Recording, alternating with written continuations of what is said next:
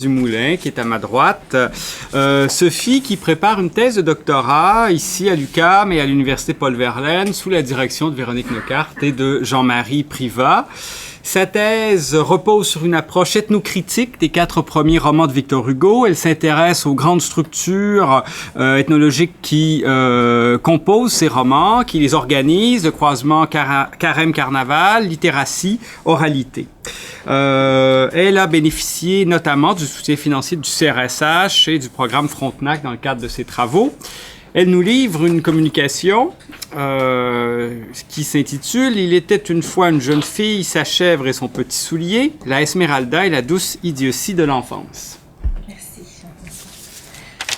Sûrement que la question du couple d'idiot va revenir après mon exposé, étant donné que je me verrais mal de commencer ma communication sans dire que mon idiote est le complément d'un idiot qui a déjà été pensé par Marie Scarpa, différemment bien évidemment, mais Marie qui s'est déjà intéressée à Quasimodo, et bon, le sujet du colloque, en lisant le descriptif du colloque, j'ai pensé, pourquoi pas, oui, la Esmeralda aussi. Donc, j'ai envie de creuser cette question de la Esmeralda. Si le succès de Notre-Dame de Paris s'est prolongé surtout dans la mémoire que l'on a conservée de Quasimodo, le sonneur de cloche de la cathédrale, il nous faut reconnaître ce que Victor Hugo a laissé à la postérité en créant la Esmeralda.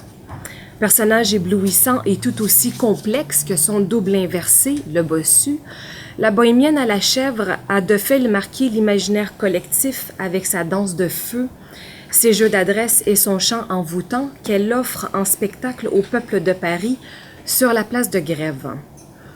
Dans son essai sur l'œuvre hugolienne, André Belsorte dira pourtant, je cite, « La Esmeralda n'a d'intelligent que sa petite chèvre ». Cette réflexion au contour tranchant n'est pas dénuée de sens. En effet, la Esmeralda n'a d'intelligent que sa petite chèvre. Aussi voyons-nous dans la candeur naïve qui caractérise ce personnage la problématique que se propose d'examiner le présent colloque. Sous l'innocence enfantine de la bohémienne se dessine à notre avis la figure de l'idiot telle que perçue dans une perspective anthropologique, soit comme expression d'un dérèglement à comprendre au sens de sot, de niais ou de bêta, et qui serait le résultat d'une incomplétude ou d'un manquement plaçant l'idiot en dehors d'une norme, en l'occurrence ici, la norme sociale. La Esmeralda nous paraît effectivement appartenir à la catégorie des non-initiés ou des mal-initiés. Elle ne passe pas l'étape de l'apprentissage à la vie amoureuse qui, suivant la tradition, contribue à faire la jeune fille. Nous voudrions ici montrer la pertinence d'interpréter cette douce idiotie de l'enfance comme un état liminaire, ce qui nous permettra de voir dans cette captivité, à l'intérieur de la phase d'un rite de passage non accompli, l'indice qui explique non seulement les différents avatars que subit la Esmeralda dans le roman, mais encore le confinement ultime de la belle dans l'univers merveilleux des contes de fées. Mais avant d'aborder ces questions, posons d'abord quelques balises culturelles. De l'enfance à l'âge adulte, le développement de la femme se rythme au gré des grandes étapes de la vie qui constituent à la lumière de l'ethnologie une succession de rites de passage. Dans cet enchaînement propre au devenir féminin se situe l'entrée en puberté et plus tard l'accession à la nubilité. Passage important au cœur de l'éducation des jeunes filles dans les cultures traditionnelles, en ce que leur destin social et amoureux soit intimement lié à leur destin biologique. Les travaux d'Yvonne Verdier nous rappellent en effet que si le début de la puberté a généralement lieu vers l'âge de 12 ans, c'est à 15 ans que la fille passe à un nouveau groupe d'âge, celui de la jeunesse, et acquiert un nouveau statut, celui de la bonne fille à marier. Aussi, elle ne peut accéder à ce stade qu'avec l'apport d'une éducation, c'est-à-dire l'apprentissage parallèle du code de conduite amoureux et du code de la féminité. À travers l'étude des pratiques traditionnelles des villageoises de Minot, en Bourgogne, L'ethnographe démontre comment cette éducation se construit au fil d'une initiation à l'univers et au savoir de la couturière. À 12 ans, la pubère apprendra l'art de la marquette et pourra ainsi marquer son trousseau au fil rouge, comme elle commence à marquer son linge de son sang menstruel. Et à 15 ans, la jeune fille sera initiée auprès de la couturière au langage symbolique des épingles et des aiguilles. À savoir qu'il faut d'abord maîtriser le port des épingles, qui renvoie à la parure, à la bienséance et à la juste tenue, avant de prendre le chemin des aiguilles, dont la connotation sexuelle n'est plus à démontrer. À la lecture de Notre-Dame de Paris, il nous paraît évident que la belle Égyptienne de 16 ans n'ait pas franchi cette étape cruciale du destin féminin. Passage manqué, ou plutôt absence de passage, qui se justifie, il va de soi, par l'altérité culturelle et religieuse de la Esmeralda. C'est donc sans le savoir qu'elle déroge à la tradition et trouble l'ordre établi dans la socialisation des jeunes filles. En dépit de la grande pudeur qu'elle affiche dans les rapports immédiats avec les personnages masculins, nous ne pouvons pas dire que la Esmeralda est le reflet de la retenue et de la bienséance lorsqu'elle paraît sur la place publique. Elle n'est là, en effet, que mouvement et désordre, abandon du corps. Avec sa flamboyante chevelure dénouée, avec, je cite, son corsage d'or sans plis, sa robe bariolée qui se gonflait, avec ses épaules nues, ses jambes fines que sa jupe découvrait par moments, la Esmeralda danse et tourbillonne sur un vieux tapis persan, accrochant le regard des passants regroupés autour d'elle, enchantés, médusés. Son puissant magnétisme et pouvoir de séduction feront d'elle, et bien malgré elle, un objet de désir fortement investi. Elle éveillera la convoitise de Gringoire, le désir charnel du capitaine Phébus, l'amour de Quasimodo et déclenchera une passion dévastatrice chez l'archidiacre Frollo. Paradoxalement, tandis qu'elle dégage une aura des plus sensuelles, voire sexuelles, la jeune bohémienne est également l'incarnation de l'innocence pure et virginale. Gringoire dira ainsi au prêtre qu'elle est, je cite, « une fille naïve et passionnée, ignorante de tout et enthousiaste de tout, ne sachant pas encore la différence d'une femme à un homme, même en rêve. » Aussi, cette naïveté déconcertante lui donnera-t-elle souvent un air de sotte. La construction de ce personnage brouille donc les frontières entre ingénuité et idiotie et laisse entrevoir des caractères infantiles qui contrastent avec son corps sexué. La Esmeralda se méprend toujours sur les intentions de ceux qui la désirent. Elle ne comprend pas, littéralement. « Que me voulez-vous donc? » Et « Je ne sais pas ce que vous voulez dire », répondra-t-elle à Gringoire devant sa tentative de rapprochement physique lors de leur singulière nuit de noces. Et que penser de l'épisode de la chambre à Sainte-Marthe, chez la Falourdel? La pucelle se berce d'illusions d'amour en présence de Phébus, pendant que celui-ci ne cherche qu'à assouvir ses instincts libidinaux. Le comportement enfantin de la belle sera là frappant et pour le moins ambigu. Elle dira par exemple « Vous vous appelez Phébus, c'est un beau nom, j'aime votre nom, j'aime votre épée. Tirez donc votre épée, Phébus, que je la vois. » Et elle embrassera le fer.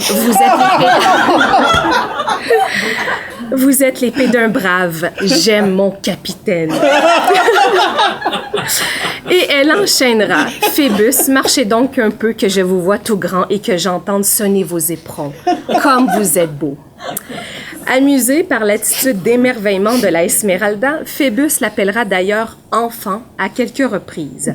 La jeune bohémienne est si plongée dans ses rêveries amoureuses qu'elle ne s'aperçoit de rien quand le capitaine s'affaire à lui retirer son corsage.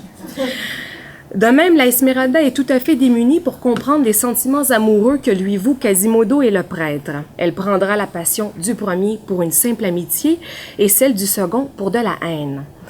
Lorsque, vers la fin du roman, Frollo fait sa déclaration d'amour, la belle, qui alors pleurait comme un enfant, jette sur lui, je cite, un regard d'idiot. Et le narrateur poursuivra en disant « Tous deux restèrent quelques minutes silencieux, écrasés sous la pesanteur de leurs émotions, lui insensé, elle stupide. » Malgré ses 16 ans, la Esmeralda reste une enfant, bien qu'elle n'ait jamais été l'enfant de personne. Là est le seuil qu'elle ne franchira pas, la marche qui la gardera captive, l'univers de l'enfance qui fait rêver au clair de lune et au soleil et qui très souvent explique son air absent, ses propos vagues, son comportement puéril, sa tendance à pencher les yeux vers le sol. Tel que nous l'avons mentionné plus tôt, il va sans dire que l'altérité culturelle et religieuse de la bohémienne soit à l'origine de son passage manqué à travers l'initiation à la vie amoureuse, cette éducation dont bénéficient habituellement les jeunes filles de son âge dans la société française. En ce sens, la Esmeralda est le reflet inversé d'un autre personnage féminin du roman.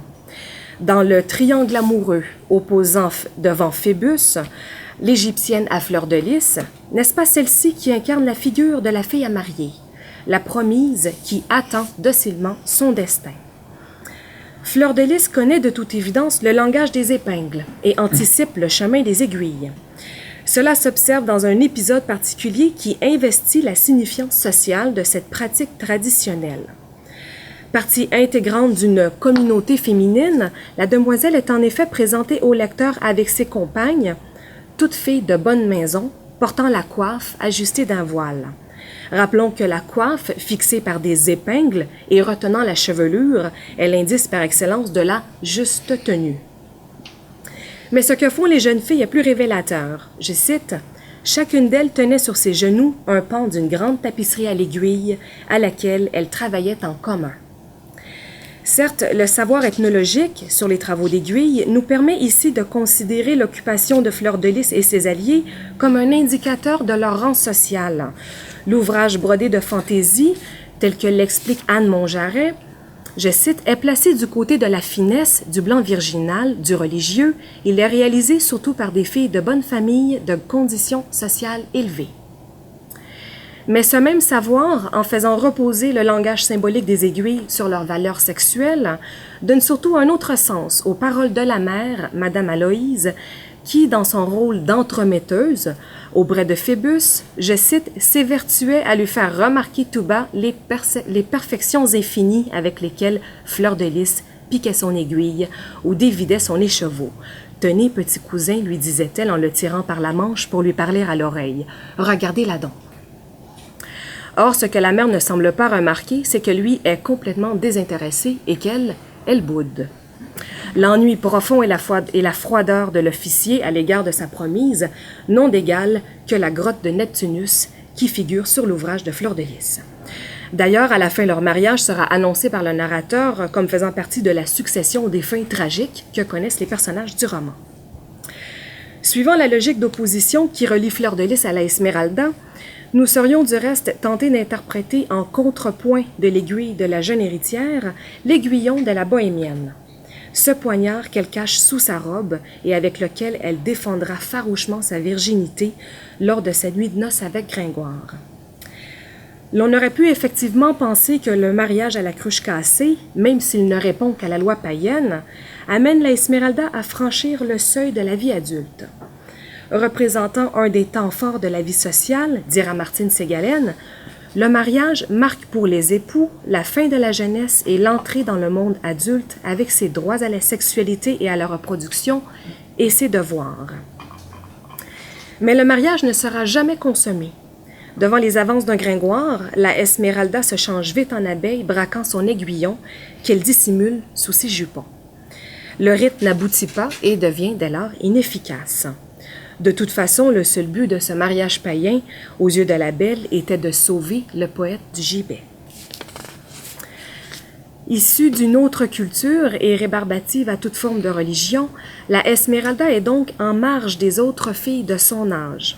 L'épisode dans la maison de Madame Aloïse, où la bohémienne fera l'objet d'une curiosité dédaigneuse, est en ce sens des plus probants.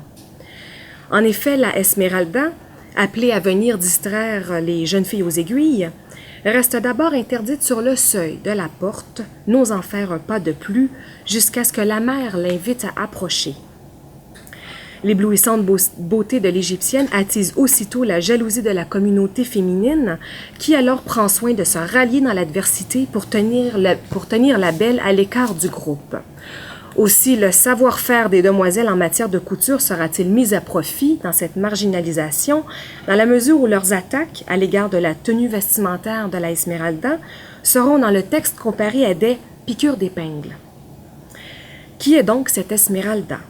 La Esmeralda, un nom précédé d'un déterminant, un nom marqué du sceau de l'exception qui place la créature en dehors de la règle commune.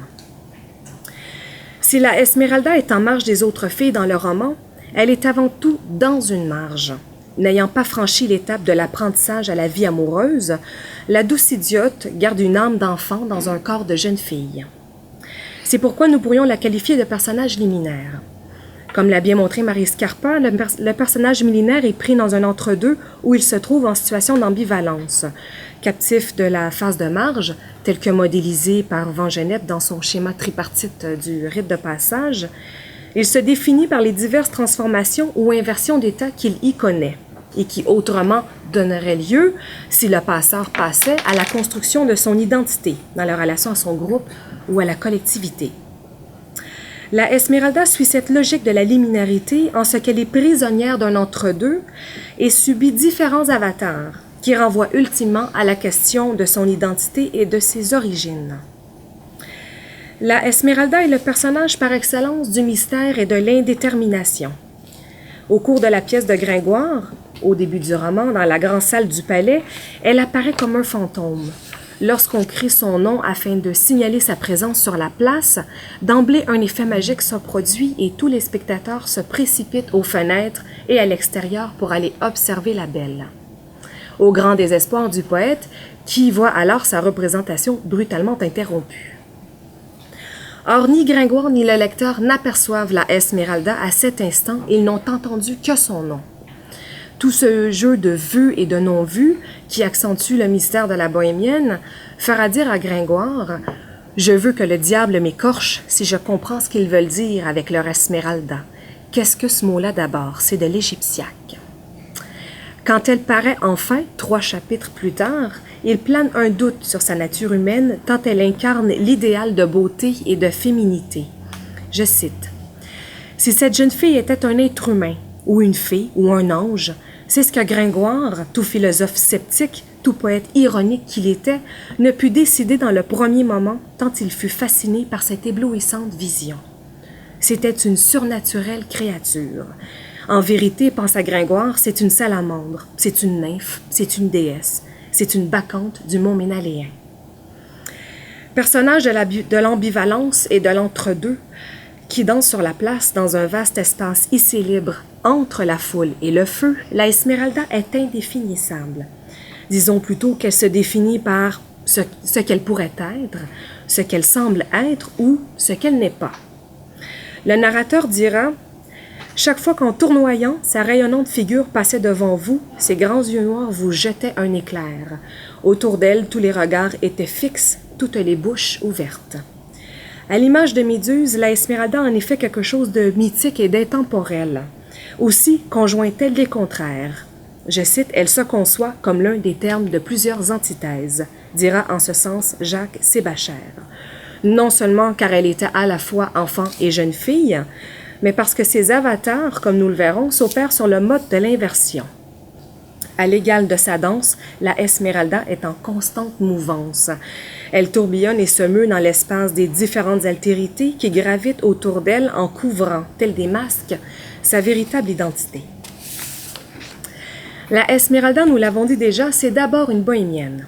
Et les descriptions qu'en fait le narrateur contiendront tous les attributs exotiques dont les bohémiennes sont habituellement revêtues.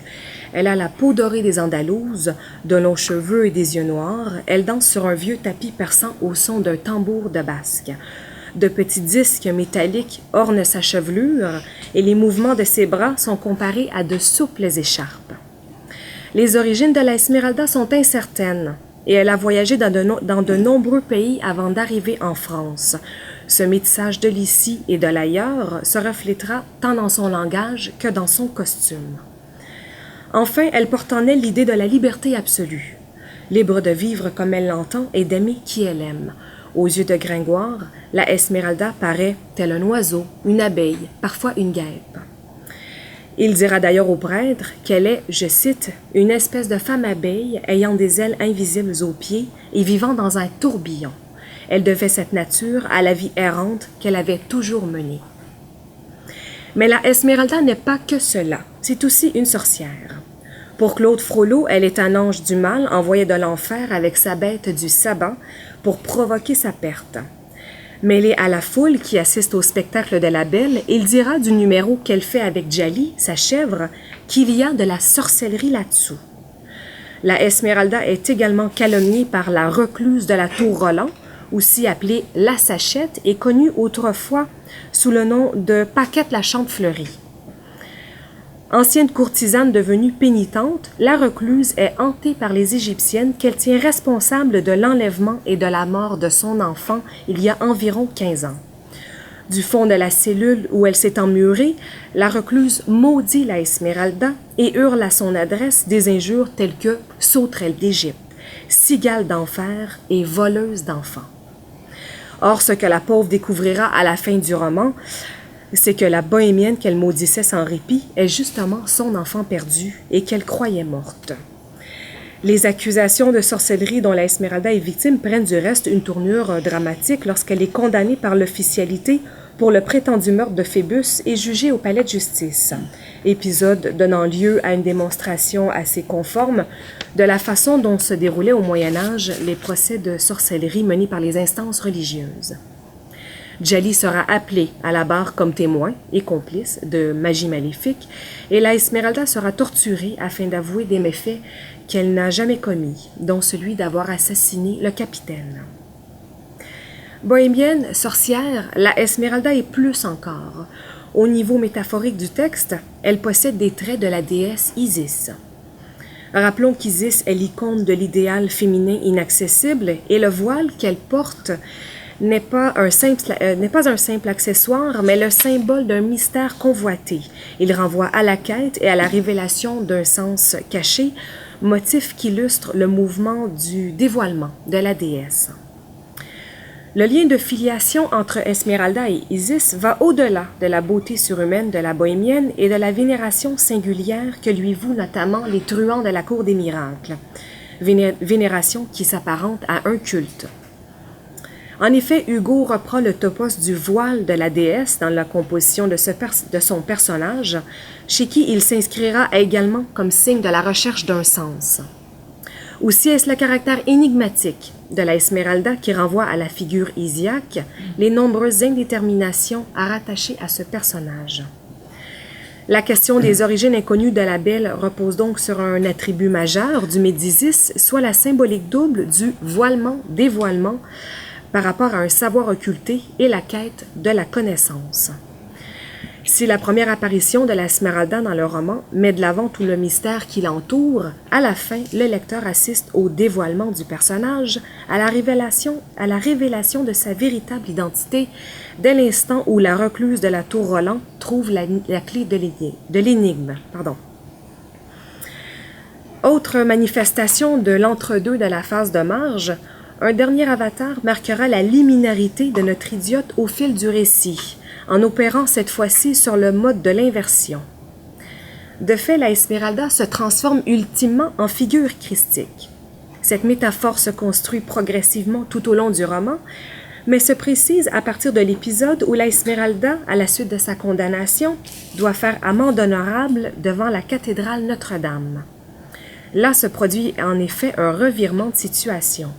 Aussitôt amenée sur le seuil de l'église, la belle est enlevée par Quasimodo et portée à l'intérieur du lieu sacré, à demi consciente, comme une draperie blanche, dira le narrateur. Désormais protégée dans cet asile inviolable, après avoir été souillée par le supplice de la question, la Esmeralda retrouve sa pureté. Une fois dans la cathédrale, la bohémienne abandonne sa chemise de condamnée pour une robe de novice de l'Hôtel-Dieu qu'ont déposée à l'entrée de l'église quelques femmes charitables. Et c'est ainsi, tout de blanc vêtu, que l'archidiacre Frollo la remettra entre les mains de la recluse de la Tour Roland après sa dernière tentative désespérée pour convaincre la belle de fuir avec lui. En découvrant la véritable identité de la Esmeralda, la pauvre pénitente vit en quelque sorte la résurrection de son enfant Il s'avère que le nom de baptême de la bohémienne est Agnès. Et de là, la belle sera désignée à maintes reprises dans le texte par le substantif agneau. Aussi, la mise à mort de la Esmeralda prendra-t-elle justement l'allure du sacrifice de l'agneau christique. Malgré la révélation, mère et fille se heurtent à l'implacable fatalité et la recluse ne peut empêcher la pendaison de la sorcière. Les deux corps seront traînés jusqu'au gibet que le narrateur comparera, je cite, à une espèce de croix noire debout. Devant cette crucifixion, la pénitente mourra au pied du gibet, foudroyée par son impuissance à faire obstacle au sacrifice de celle en qui elle voyait son enfant Jésus. Personnage avatar, personnage liminaire. Bien que l'identité réelle de la Esmeralda soit dévoilée à la fin du roman, les altérités qui la composent n'aboutissent pas à son agrégation au sein de la collectivité. Hormis la mère, personne d'autre ne découvrira le vrai visage sous les masques de la Esmeralda. La résolution de l'énigme disparaît avec la mort des deux malheureuses. Ainsi captive de la phase de marge, la belle est un peu de tout, et tout à la fois. Mais ce qui la définit essentiellement, c'est son statut de non-initiée. La Esmeralda est et restera une enfant. Cette douce idiote que l'on ne doit pas toucher, qui se raccroche à son idéal amoureux pour le beau capitaine et qui est toujours accompagnée de sa chèvre, sa complice, sa sœur, évoque l'univers merveilleux des contes de fées, là où les petites filles parlent encore le langage des animaux. Plus précisément, il est possible de penser la Esmeralda comme une variante de Cendrillon. N'est-ce pas ce que rappelle déjà la transformation fabuleuse de la belle le soir de son arrivée dans le lieu d'asile que devient la cathédrale? Toute vêtue de blanc, elle apparaît au prêtre telle une vision surnaturelle, alors que sonnent les 12 coups de minuit et, je cite, « la lune jetait un faible rayon qui donnait au ciel et à la terre une teinte de cendre ». Le confinement ultime de la Esmeralda dans l'univers des contes de fées est d'ailleurs scellé dès le début par le secret de son amulette. Le petit soulier qui y est caché non seulement contient la promesse des retrouvailles avec la mère, mais il constitue la clé du mystère, l'élément de reconnaissance grâce auquel la jeune fille retrouvera ses origines. Comment ne pas lier ici la Esmeralda à Cendrillon à travers le motif même de la chaussure comme preuve d'identité? Symbole de la filiation, le sachet que la Esmeralda porte à son cou s'avère donc être un prolongement de celle qu'on appelle parfois la sachette. En donnant lieu à la réunion de la fille et de la mère, la précieuse relique permet à la Esmeralda de regagner en quelque sorte un temps perdu, l'espace d'un instant. Mais plus que tout, le petit soulier, je cite, qui perdrait sa vertu si la jeune fille perdait la sienne, confirme la réclusion de la belle de 16 ans dans le monde de l'enfance, cette situation d'entre-deux dont elle ne franchira jamais le seuil. Si la Esmeralda nous fait penser à Cendrillon, force est d'admettre qu'elle s'en éloigne aussi. Le conte de la tradition orale, pour reprendre les réflexions d'Yvonne Verdier, utilise les rites et s'attache à démontrer, je cite, tous les bienfaits que l'on retire à suivre ce que les rites édictent. Autrement dit, le conte tient d'abord à montrer l'exemple à suivre par la mise en récit d'une initiation, certes parsemée d'embûches, mais somme toute aboutie, achevée. Le conte finit bien. Or, l'histoire de la Esmeralda est celle d'une éducation manquée, d'un rite de passage non accompli. Nous avons vu en effet que la jeune Égyptienne n'accède pas au statut de jeune fille à marier. Ce décalage initiatique se justifie aisément. Nous ne sommes pas dans le conte, nous sommes dans le roman.